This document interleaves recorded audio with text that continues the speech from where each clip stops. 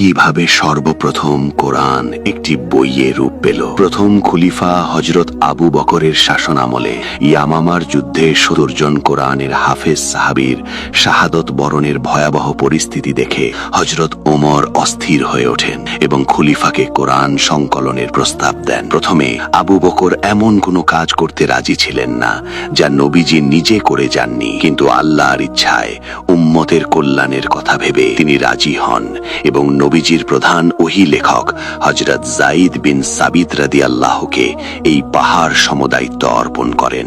যায়েদ এই কাজটি এত নিখুঁতভাবে করেছিলেন যে কারো কাছে লিখিত কোনো আয়াত পেলেই তিনি তা গ্রহণ করতেন না, বরং একটি আয়াতের জন্য তিনি দুজন বিশ্বস্ত সাক্ষীর দাবি করতেন।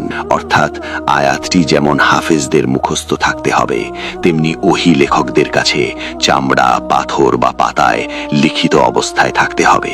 এই কঠোর যাচাই বাছাইয়ের সময় একটি বিশেষ সমস্যা তৈরি হয় সূরা আত-তাওবার শেষ দুটি আয়াত নিয়ে, কারণ এই আয়াতগুলো অনেকের মুখস্থ থাকলেও লিখিত অবস্থায় কেবলমাত্র সাহাবী হযরত আবু খুজাইমা আনসারী রাদিয়াল্লাহুর কাছেই পাওয়া যায় এবং নিয়মানুযায়ী দ্বিতীয় কোনো লিখিত সাক্ষী ছিল না।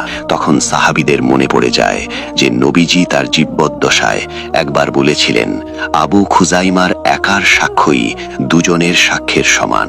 ফলে সেই সমস্যাটির অসাধারণ সমাধান হয় এবং সম্পূর্ণ কোরআন একটি পাণ্ডুলিপিতে একত্রিত হয়ে আবু বকরের কাছে সংরক্ষিত হয়। পরবর্তীতে এই পাণ্ডুলিপি ওমর এবং তারপর তার কন্যা হযরত হাফসা রাদিয়াল্লাহুর কাছে সুরক্ষিত থাকে। কিন্তু ইসলামী সাম্রাজ্য যখন মদিনার বাইরে বিভিন্ন অনারব দেশে ছড়িয়ে পড়ে এবং উচ্চারণগত ভিন্নতার কারণে কোরআন পাঠে চরম বিভ্রান্তি দেখা দেয়, তখন তৃতীয় খলিফা হযরত উসমান হাফসার কাছ থেকে সেই মূল পাণ্ডুলিপিটি নিয়ে আসেন এবং কুরাইশদের বিশুদ্ধ উচ্চারণের ওপর ভিত্তি করে কোরআনের কয়েকটি প্রমিত কপি বা মুসহাফ তৈরি করেন।